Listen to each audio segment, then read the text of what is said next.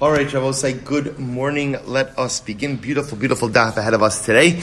Begin by thanking all of our sponsors. Thank our Talmud Torah sponsors for the month of Teves. The Daf Yomi shiur.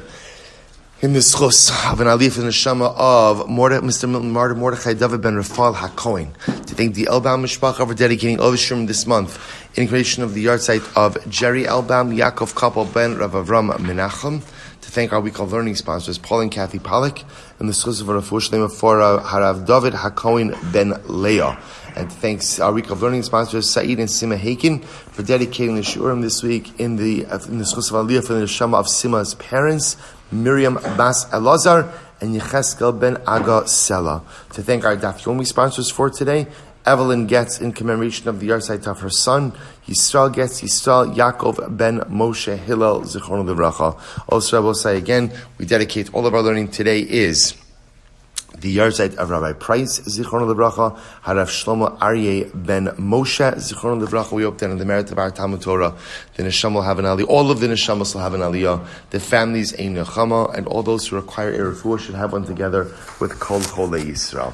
So, once with that, let us begin. So today's daf is Ayin Vav 76. We are picking up Rabosai again. Let's pick up Amri Rabbanan, 3 lines down from the top. 76a. 3 lines up from the 76a. Suppose to remember again, just to reorient ourselves a little bit over here. Remember again, we had a fascinating Mishnah. What was the Mishnah? So we had a machlokes.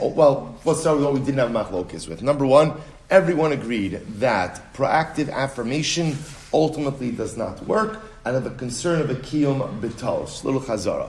What about proactive revocation? So that was a machlokus in the Chachamim and Rabbi Eliezer. The Chachamim say it does not work. Rabbi Eliezer says it does work. Okay, Rabbi Eliezer has this kal v'chomer. And both saying, what's this kal v'chomer? Essentially, again, if you could undo a current reality, then you could certainly what? Prevent that reality from ever occurring to begin with. So if a husband has the ability to go ahead and revoke his wife's neder once she made it, he certainly has the ability to block it from ever occurring.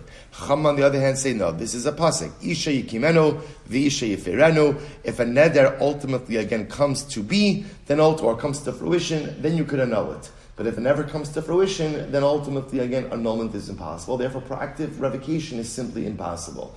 So we'll say the Gemara asks the simple question. According to Eliezer, who says that proactive revocation is possible, what are the mechanics of proactive revocation? 2 possibilities. Possibility 1 is that proactive revocation prevents the neder from ever being chal. It just never takes effect. Possibility number 2 is it takes effect for a moment and then what? And then is annulled immediately afterwards. What's the nafkamina? Both say the nafkamina, the chazara, nafkamina, atfasa. Or hatfasa, right? Where somebody wants to piggyback on the neder. Let's say again, the wife says, I'm a nazira, right? And somebody says, gamani. Does that work? Now, normally, you can piggyback on someone else's neder. The shayla is, does that work in this particular case? Why? If you hold that halacha l'maisa, the neder is chal for a moment, then hatfasa will work. But if you hold that the neder is not even chal for a moment, then hatfasa will not work. Okay, so we're going back and forth with this. Now, what we ended off with yesterday was this interesting Tosefta, right? In Tosefta, the Tosefta has much more information than our Mishnah. And in the Tosefta, the Rabbanan were pushing back on Rabbi Meir's Kal V'chomer from 2 cases. One the mikvah and one the kli. So we saw both of them. I'm not going to review those. We saw both those cases in yesterday's daf. So we'll say, what was the problem? The problem was from the Rabbanan's response to Rabbi Eliezer, it wasn't clear what they felt Rabbi Eliezer's shita was as to the mechanics of proactive revocation. That's where we're picking up. So we'll say 3 lines down from the top, Ayin Vav Amud Aleph. Amri, so it's actually kind of in the middle of a sentence. Amri Rabbanan lo kaimi lahon b'tamid Rabbi Eliezer. Sorry. The truth is, the Gemara says, the Rabbanan actually did not really know the shita of Rabbi Eliezer. Otherwise, Rabbi will say, again, this is the shaila. We know, because Rabbi Eliezer says in the Mishnah, that proactive revocation works. What we don't know, what the Rabbanan don't know, is how does it work according to Rabbi Eliezer?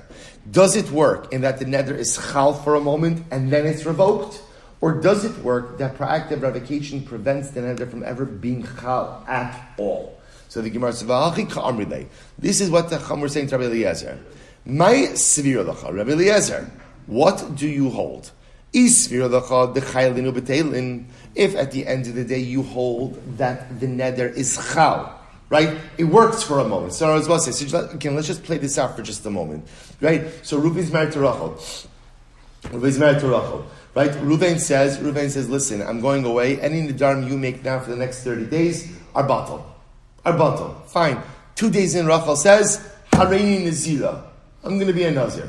So I'll say, so the Rabbanan say, listen, we hold the whole thing doesn't work. But according to Rabbi Eliezer, so let's analyze this. What's your svar? You say it does work. If you hold that when she says Harini Nazira, we'll say, what happens? It works. In other words, for a moment, she is a Nazira, and then what happens? The proactive revocation comes along and annuls that neder. So then ultimately, again, I will say, the Kli case should ultimately refute it, right? Because ultimately, again, what did they say in the Kli case? They said a person can't take a Kli and what I will say, proactively immerse it and say that when this Kli becomes Tameh, the proactive immersion should go ahead and remedy it. So the same way it doesn't work by a Kli, it also won't work by a woman's Nedarim. And if you hold that ultimately, again, the Nedarim is that the neder, in the case of proactive revocation, the neder is not chal at all to have a mikvah tiyuftech. Then the mikvah case, we'll say always the mikvah case. The mikvah case is where a person goes to the mikvah when they are still tahar in order to prevent tumah from ever setting in. So obviously, again, that doesn't work. So therefore, they'll refute Rabbi Eliezer's position from that case. Therefore, we'll say, essentially, the Rabbanon themselves are not sure. The same shaila our Gemara has about the mechanics of Rabbi Eliezer's proactive revocation is the same exact shaila that Rabbanon have on Rabbi Eliezer's proactive revocation. No one knows how it works. So what the Rabbanon do is they try to go ahead and refute Rabbi Eliezer on both points. So again, if you hold that the way proactive revocation works is that the neder is chal for a moment and then revoked, I'll refute that from the case of the Kli. What was the case of the Kli? You will say that's a case of a person who takes a utensil that right now is tahar. What does he do? He immerses it in the mikvah and he says what?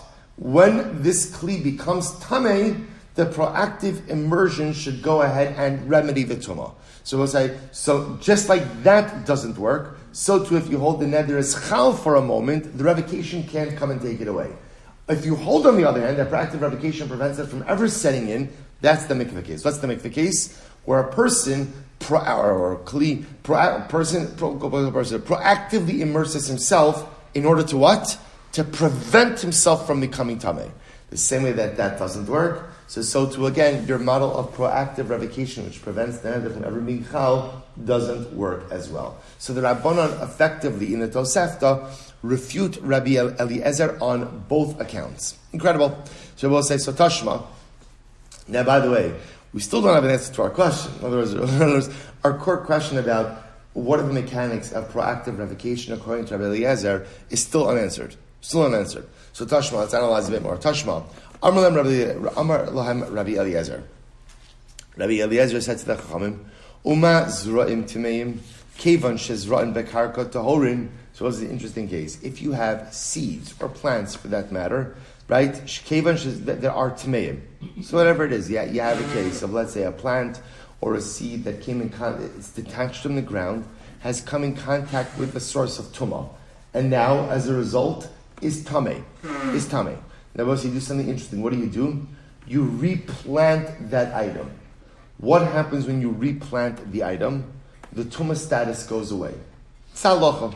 If you replant something, ultimately again, right? Ultimately, the tumah goes away. Again, we're not going to delve into these halachas too much. We'll just take the Gemara. Yeah, if you take a look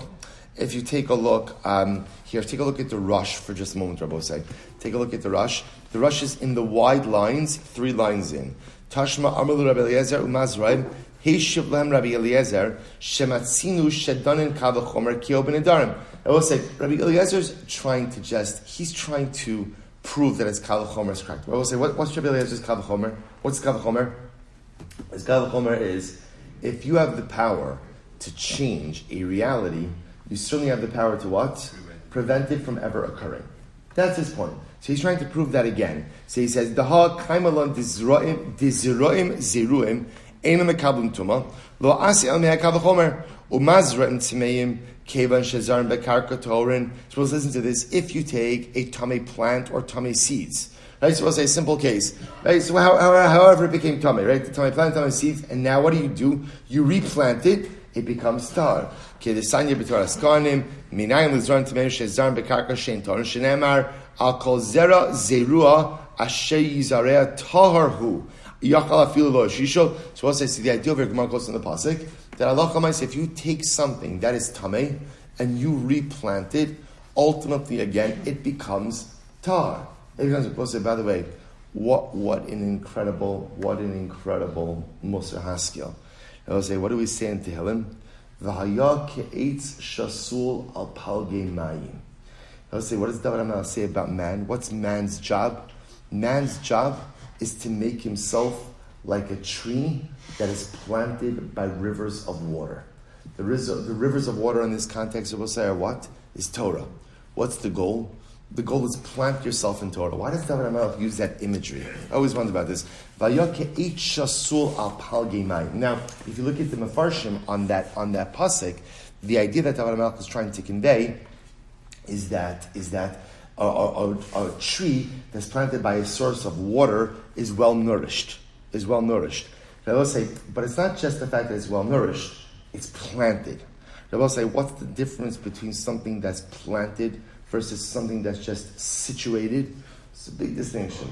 Something that's situated could be what? Easily moved. Something that's planted is really embedded.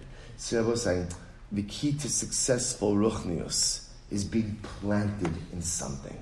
Right? In other words, that it's not just the pshat that I dabble, I do this sometimes, I don't do this other times. Being planted in something means I'm kavua. Whatever it is. This is a good way. I don't know as well say. Obviously, we do the Daf Yomi, right? So we're pretty kavua in things. But lamaisa means embedding yourself in something. When you plant yourself, whether it's in your Talmud Torah, in your tefillah, and you make it a kavua part of your life. I'm here. I'm embedded. I'm planted. That's ultimately something that sustains. And I will say, not only that, when you plant yourself in something, you know what it does? It removes tumah. Isn't that incredible? So I will say, if you just take an item that's tamei and you put it next to something, the tumah still remains. But if you take a tamei item and you replant it, ultimately it loses its tumah and regains its former tara. Sometimes my eitz, my personalistic tree, becomes defiled with bad life choices. How do you deal with that? Replant yourself near the rivers of Torah. If you replant yourself, something amazing happens. All of the tumah goes away. Incredible. Shavuot says, now watch this. So says the Gemara, a person takes zura'im timeim and he goes ahead and he replants them in the ground. So we'll say, what's the halacha? Torin. So ziruin va'omdin lo kol shekem. So we'll say, all the more so. So now watch this kal v'chomer. Which, by the way, this happens to be true, this kal v'chomer. Well, it says like this. If you take seeds or plants that became tamei and you replant them, so now they lose their tumah status and become tar. So all the more so, items that are still planted, still attached to the ground, aren't mekabel tumah. And I will say, by the way, that is a true statement. Items that are still attached to the ground are not mekabel tumah. Shavuot says shma mina. So again, what is Rebbe Eliezer trying to prove? Once again, he's just trying to prove that halacha l'maisa, if you could change a reality, then what? You certainly could prevent it from occurring. And I will say the fact that he's bringing this kal v'chomer, what do you see from this in terms of how he feels about the mechanics of the Nedarim? Shma mina lo chaylon. You see from that what does he hold? That when you have proactive revocation, the neder never takes place to begin with. Now, how do you know that? Was it why? Because what is he comparing the neder to? What is he comparing proactive revocation to? To plants that are still planted in the ground that can never become tamei. That's the comparison. So the same way that something that is attached to the ground cannot become tamei, so to proactive revocation, the neder is not even chal for a moment. Good. So the Gemara said, "V'Rabbanon." But the Gemara said, "V'Rabbanon l'dashi kavachomer." Rabbi say, now here's what's interesting. Rabbi Eliezer's entire position is based on. So I just want to point out, it sounds like that what the Gemara is settling on over here is that in Rabbi Meir's model of proactive revocation, the neder is never chal. The neder is never chal. Okay, so now the Gemara stops on this. Now we'll say, what's interesting is as follows. Rabbi Eliezer's entire position is predicated on a kal v'chomer. Right? Again, once the same kal v'chomer over and over. If you could change the reality of something, you certainly could what? Prevent it from ever occurring. So the Gemara says, do the Rabbanon reject that kal v'chomer? They don't agree with that. For Rabbanon, lo darshi kal v'chomer, the Rabbanon not agree. After all, we see v'hatayim we learned. Interesting case. Yochel yimkar adam esbito kishinara. But so you might have thought that a man has the ability to sell his daughter as a maidservant when she is a nara. So remember again, what's a nara? What's a nara? 6-month window, 12 to 12 and 6 months. A father has the right to sell his daughter as a maidservant, right? As a shifcha. Right? So now what's interesting is as follows. What's interesting is you might have thought that a father has the right to sell his daughter even when she's a nara. In other words, let's work backwards. As of what point does a father for sure not have the right to sell his daughter? Bagrus, right? Bogeres. Obviously, I will say, because pretty much once Bagrus comes, he has no rights in her at all. Right? So now let's work backwards. So I might have thought that as a nara, remember again, I will say, we've already seen a nara is this interesting kind of hybrid time where a father still does have some rights in his daughter. So I might have thought he could sell her when she's a nara. So Amrit Kavachomer. So we say, what's Kavachomer? So what's Kavachomer? Mechura Kvar Yotza. I will say, if a girl was sold as a shivcha, as a ketana, she goes free once she becomes a nara.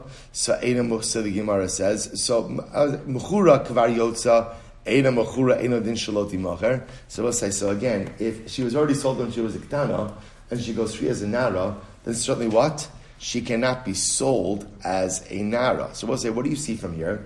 They hold this kal v'chomer. In other words, we'll say, what's this kal v'chomer? In other words, if a change of reality occurs when she's a nara, then certainly the new reality of shivchos does not set in.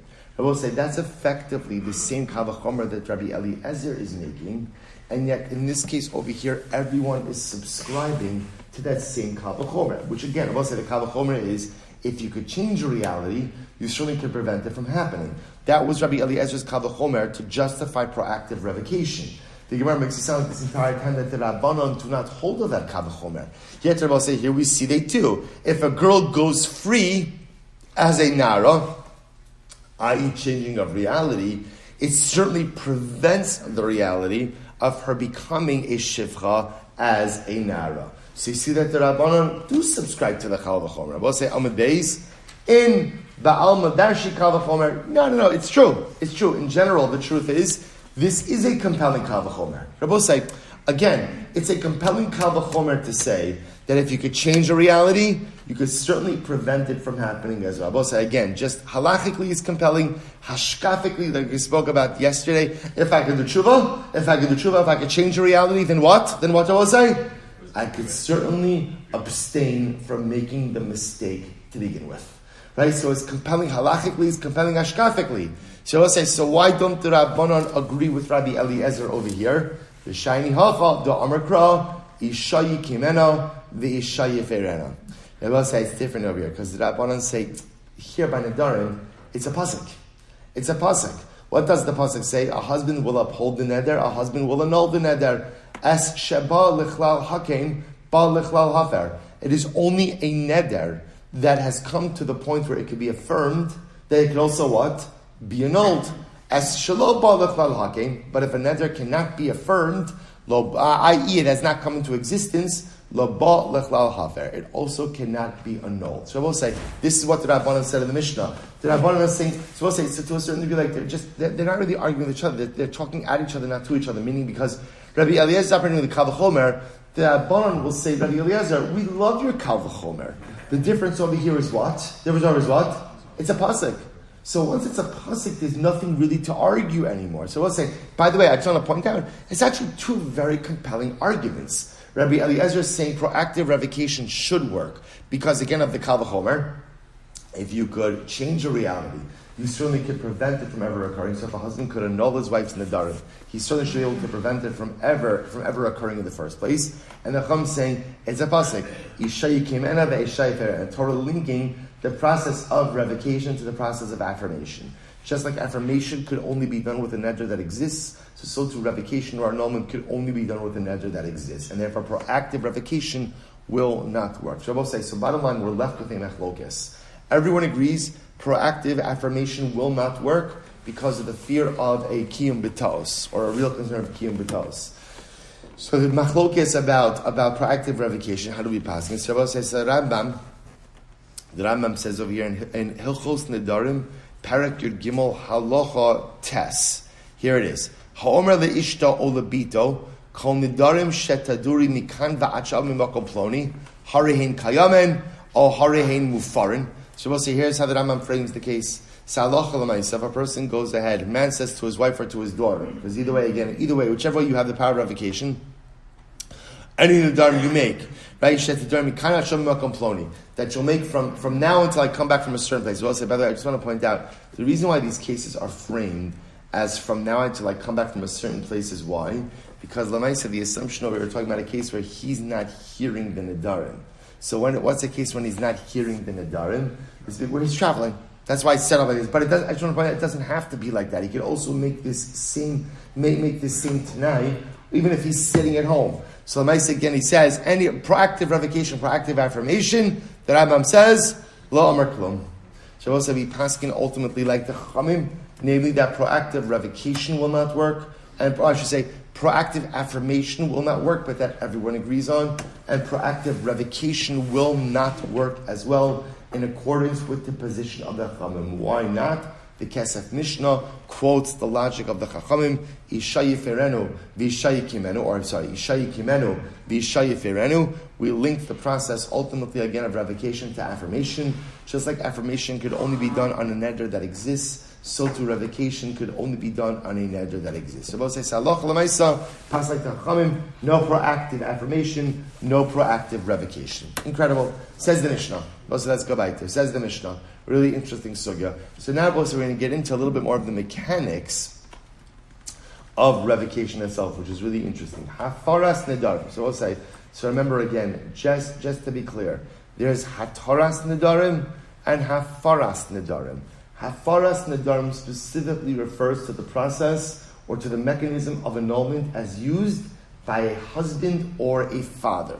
Okay? So we'll say, so there's a very big difference in this. Why? Because as we're going to see, the ability for a father or a husband, well, let's see right now. Hafaras nedarim, Shabbos says, so the annulment of a neder by a husband or a father, that is kol hayom. That could take place that day. That day. And we'll say, what's that day? Take a look at the Ran. So we'll say, see the Ran in the short lines there, like right in the middle of the short lines, right where you see the big Masnis and the big Mishnah. So 2, 4, 6, 8, 10, 11 lines up from before it gets wide. So as far as them kol hayom, yom hashmiya. They both say there is a window of annulment that a father or a husband have. What's the window? The day on which they heard the neder. The day on which they heard the neder. So right, hafar starim kol hayom.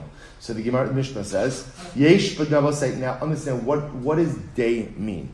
What does day mean? So we're going to see that the Yom HaShmi refers to the calendar day. The calendar day. Yesh b'davar lahakel ulahachmer. Rabbi say, now the truth is, this comes with a chumrah and it comes with a kula. How so? Ketzad. So Ketzad nadra belele Shabbos yafer belele Shabbos Yom HaShabbos achidach shach. So we'll say, here's an example. Let's say again, Reuben is married to Rachel, and what does Rachel do? Rachel makes a neder on Friday night. On Friday night. So we'll say, so what's talacha? What's Reuben's window of annulment? All of Shabbos night and all of Shabbos day achidach shach until Matzah Shabbos. Until it gets dark, Matzah Shabbos. Nadra imcha shecha. On the other hand, if let's say again she makes a neder by Shalosh Hudis, right? Let's say again late on the day of Shabbos, mefer ad shelo techshach. Then he only has the ability to go ahead and annul the neder until when? Until nightfall. So we'll say the idea the Mishnah is calling this over here that there's a kula, there's a kula and the chumrah. So we'll discuss this. The kula is that you could have up to an entire day to annul it. The chumrah is that what I will say, there could be situations where what? You only have a matter of minutes. Right? If she makes the neder very late in the day, you may only have a matter of minutes in which to exercise the power of annulment. Take a look at the Ran again. Lahakil u lahachmir. So the Ran says something very interesting. He says, Lav daf kalakal. So it's interesting. The Ran says the wording of lahakil and lahachmir is actually the wrong wording. Because this isn't the kula and the chumrah. Rather, I will say, what is it? The halo sheikha kula v'chumrah hacha. Alahachi kamar. Pamim shezmana meruba. Pamim shezmana muat. So I will say, the idea to Ran says it's not really a kula and a chumrah. Rather, what is it? It just means that this halacha manifests itself in different ways at different times. So sometimes you'll have a lot of time for revocation. Sometimes you won't have a lot of time for revocation. That's pretty much what it means. La fuke me'es la'es de la'olam zmano shava. Rabbi said this stands in contradistinction. We're going to see an opinion of Rabbi that holds that the window for revocation is 24 hours. Now, both say me'es la'es means 24-hour period. From the time that you hear the neder, right, you always have 24 hours. So both say the chap in that position is it's consistent. There's always 24 hours. What, according to the Ran, what the Mishnah is trying to highlight over here, it used lashon of l'kula and l'chumrah, but it doesn't really mean l'kula and l'chumrah. Rather, what it means is sometimes you'll have a lot of time for more time, sometimes you'll have less time. Take a look at the next round for just a moment. Najar b'leilei Shabbos. So it's interesting, I will say, that the Mishnah chooses the example over here of making a neder on Shabbos night. So the Ran writes, Hu adin b'chol. The truth is, the Mishnah, obviously, this same halacha applies even if she made a neder by day. So what's the chap over here? V'hai dinakit Shabbos milsa agav orchi kamashmalan b'mefirin nedarim b'Shabbos. So we're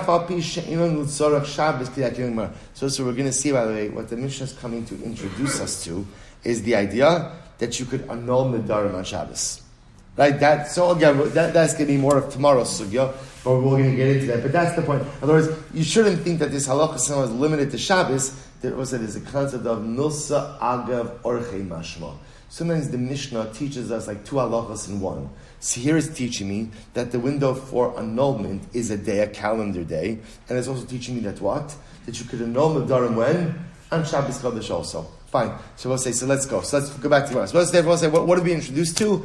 We're introduced now into the window of annulment. So the window of annulment ultimately is a calendar day. Sometimes that gives the husband or the father a lot of time. Sometimes it only gives them a little bit of time. But that is the halacha. Says the Gemara. Tanya. Here we go. Hafaras nedarim kol hayom. So we'll say hafaras nedarim is the entire day. Once again, what does entire day mean? Entire day means calendar day. Calendar day. So Rabbi Yossi Bar Yehuda, Rabbi Elazar Bar Rabbi Shimon Amru Me'es Leis. Wow. Okay, here we have it. So we'll say Tanakama comes hold that halacha ma'isa, the window for annulment is a calendar day. We'll say just to understand in halacha in general, when you see the word yom, a day, unqualified yom means a calendar day. When Chazal want to talk about a 24-hour period, the lashon is me'es leis. Me'es leis. So Rabbi Yossi, Rabbi Yehuda, and Rabbi Elazar, Rabbi Shimon come along and they say, no. The window for annulment of a neder is 24 hours. So let's analyze. So my time with the Tanakama, why does the Tanakama hold that you have a calendar day? Amar Kra, because the pasuk says, biyom shamo. The Torah itself says, biyom shamo. It will say, like we just said before, unqualified yom means what? A calendar day. Take a quick look at the Ran for just a moment. It will say in the widest lines of the Ran, 3 lines in Amar Kra biyom shamo, Timashma yom hashmiya bilvad.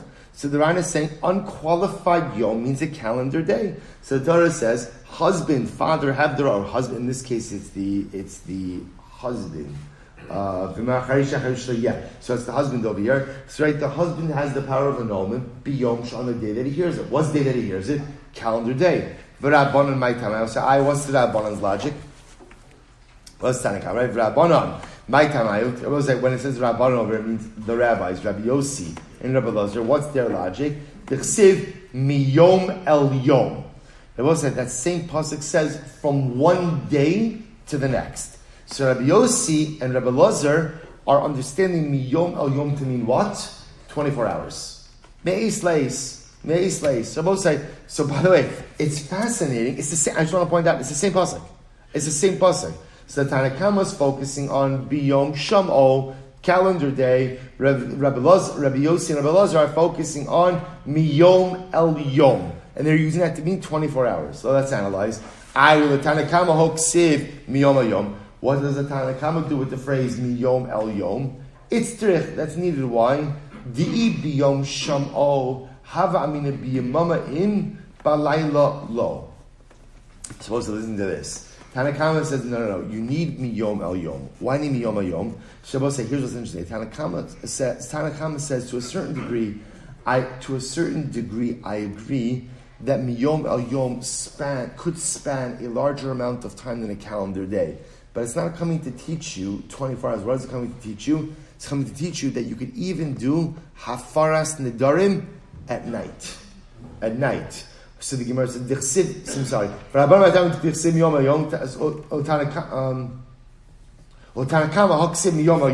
terich di'i biyom shamo. Because if it would have just said biyom shamo, I would have thought that when can a husband annul his wife's nedarim? Biyamama in balayla lo. By day, yes, but not by night. Because biyom shamo, ksiv miyom el yom. Therefore, the Torah says miyom el yom to teach you that what? That you can even go ahead and halacha l'maisa annul nedarim at night. Sarah will say, so just pause here for just a moment. So according to Tanna Kama, the core halacha of the time frame of hafara is taught to us from where? Biyom shamo. Biyom shamo teaches us that halacha l'maisa, a calendar day. A calendar day. Fine. What does miyom el yom teach me? That you can even do hafaras nedarim at night. At night, good. Ulamandar miyom el yom. But according to Rabbi Eliezer and Rabbi Yossi, who hold 24-hour period miyom el yom, what do they do with biyom shamo? It's trich. It's necessary. I'll tell you why. Diksim miyom el yom. If we just said miyom el yom, havamina mechad b'shaba lechad b'shaba. This is wild. Rabbi say, listen to this. They say like this. If it would have just said miyom el yom, I will say, you know what I would have thought? This is wild. I would have thought, what's the window for afara? What's the window? A week. Miyom el yom. She made the neder on a Monday, right? What's the window of hafara? From one Monday to what? To what? To the next Monday. A week. Therefore, ksiv biyom shamo. Therefore, we'll say, so here's what's interesting. According to Rabbi Elazar and Rabbi Yossi, so listen to this. Miyom el yom, ultimately would have taught me 1 week to the next, Monday to Monday. Biyom shamo comes to kind of constrict miyom el yom to teach you that it's a 24-hour period, not a 1 week period. Incredible. Shabbos says, say, here's what we're left with. A fundamental machlokes, really fascinating, fundamental machlokes between the Tanna Kama and between Rabbi Yossi and Rabbi Eliezer. In other words, Tanna Kama saying on one hand, the window for annulment is 1 calendar day. He learns it out from biyom shamo, and miyom el yom teaches me that you could even do annulment at night. Rabbi Eliezer, Rabbi Yossi is saying the window for annulment is a 24-hour period. And miyom el yom, I would have thought it meant a week. Biyom shamo limits it to 1 24-hour period. Incredible. So we'll say, what's the halacha? What's the halacha? Amar Shimon Pazi, Amar Rabbi Shimon Levi, ein halacha ka'oso hazog. So also Rabbi Shimon ben Pazi says in Rabbi Shimon Levi, the halacha does not follow this pair of rabbis. Which pair of rabbis? Rabbi Yossi, Rabbi Yehuda, and Rabbi Lazar ben Rabbi Shimon. Right? The halacha does not follow this pair of rabbis, namely that the window for annulment is 1 calendar day. 1 calendar day. Levi Kahani. So Levi was going to conduct himself like these rabbis, like Rabbi Eliezer and Rabbi Yossi, and annul a neder past the calendar day within a 24-hour period. Amar le Rav, Hachi Amar Chavivi. Rav said Chavivi. Rav will say, if you look at Rashi over here, who's Chavivi? Rav said Chavivi. Who's Chavivi? 4 lines are from the bottom. Chavivi, Rabbi Chia. Chavivi refers to Rabbi Chia. Why? Who's Chavivi? Shahaya Dodo Shorav. I will say Chavivi is another name for uncle. So Rabbi Chia Rabbi Chia was Rav's uncle. So Rav says to Levi, my uncle already said, Ein halacha ka'osa hazug, that the halacha does not follow that pair of rabbis, namely that the window for annulment ultimately is going to be what? A calendar day and not 24 hours. So also I say, how do we paskin? This is obviously incredibly important. So how do we paskin? So the Rambam in Hilchos Nedarim, Halach Perek Yud Beis, Halacha Tesvav says as follows. Here we go. So he says, Hafaras Nedarim Kol Hayom Ve'ena Me'es Leis. Alright, so it's interesting how the Rambam phrases it, right? He says, annulment of a neder by a father or a husband is for the calendar day, but is not for a full 24-hour period. So he goes on, he says, Ketzad, Nadra b'tchilas al sheni, ari mefer kal os alei chol yom sheni. Okay, so that's interesting. I don't know why the Rambam then goes through all the cases, but Allah Chalamaysa, he passed like the Tanakama, namely that the window for annulment of a neder by a husband or by a father, by a husband or by a father, right? Ultimately, again, it's for the calendar day, right? One calendar day. And I will say, as the Mishnah says, sometimes that gives him a lot of time, sometimes that gives him a little bit of time, everything depending on when he hears the neder. Good. So that's the end of that sugya. Now I will say, we're going to do something fascinating. Listen to this. Shiur, so I will say, so here's what we have. This is very exciting. So here's what we have. We now have become incredibly proficient in the two models of neder revocation. So know that there's hataras nadarim. Now I will say, how do you do hataras nadarim? Who do you need for hataras nadarim? Who do you need? A chacham, right? A bezdin, or at least the chacham, tam chacham. I will say, what are the mechanics of hataras nadarim? What do you need? What do you need? A pesach. The most simple form of pesach is charata. Excellent. Charata. Right? So contrast that with hafara. Who does hafara? Father or husband. What do you need for hafara? A husband or a father. Right? That's all. In other words, I will say, because remember, what's the difference? It's a fundamental difference. The process of hatara is driven by who? The vower. The process of hafara is driven by who? Husband or the father. Right? So it makes sense. Therefore, again, the process of hafara is the husband or the father doing. Therefore, again, the vower doesn't really have a part of this. Right? Remember, I will say, you could have a case of a woman who made a neder, and she wants it. Obviously, she made it, so she wants the neder. Husband says, I don't want it. So I'll say, so he has the power of revocation even over her protestation. Right? Excellent, right? Power of revocation even over protestation.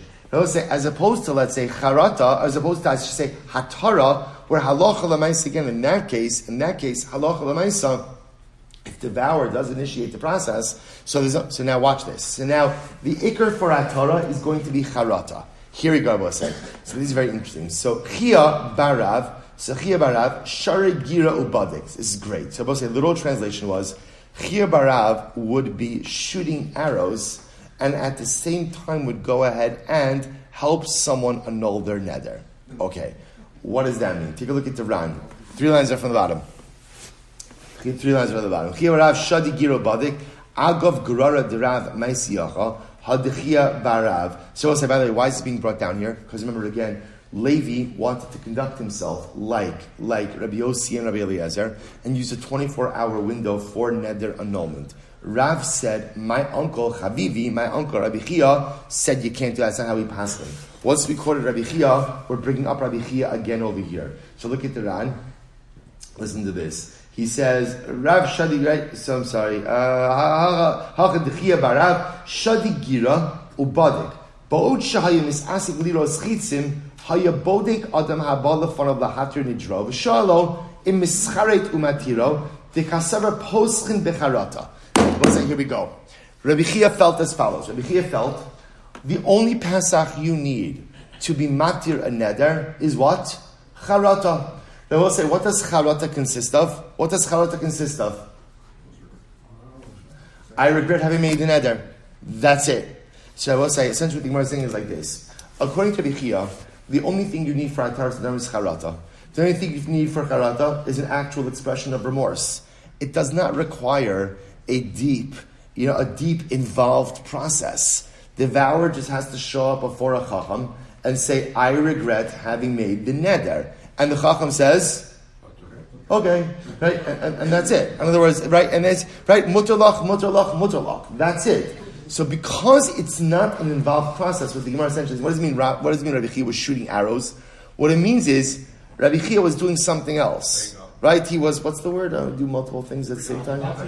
Multitasking. And he was multitasking. So he's shooting arrows. And I guess some people get in their steps, some people get in their arrows, whatever it is. Right? So Lamaisa again, he's shooting arrows and he's being matir Nedarim. Right? That's it. The point I will say is, he felt the only thing you need for Ataras Nedarim is simple charata. So because all it requires is simple remorse on the part of the vower, it's not an involved process. And because it's not an involved process, you could even be multitasking. Similarly, the Gemara says, Rabba Barafuna, Yosef V'Chaim. So as I say again, Rabba Barafuna sometimes would sit and sometimes would stand when he was being matir neder. It's the same idea, I will say. Remember again, when you need to deal with something that requires a bit more concentration, what do? You sit. Standing, generally, people have less concentration. So the idea is, how would Rabba Rafuna be matir neder? Sitting or standing. Look at the last round on the page. So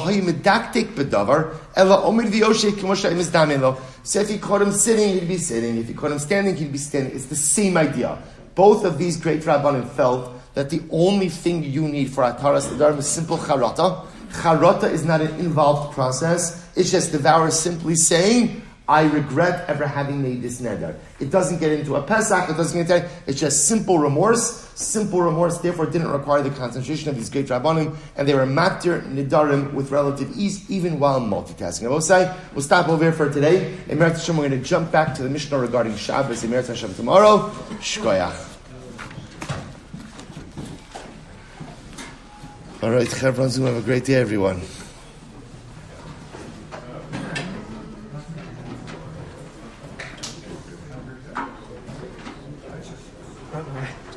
If proactive revocation is not possible, what do we do about correlation? Proactive revocation is not possible for others. Proactive revocation is possible for yourself. That's why the Rambam was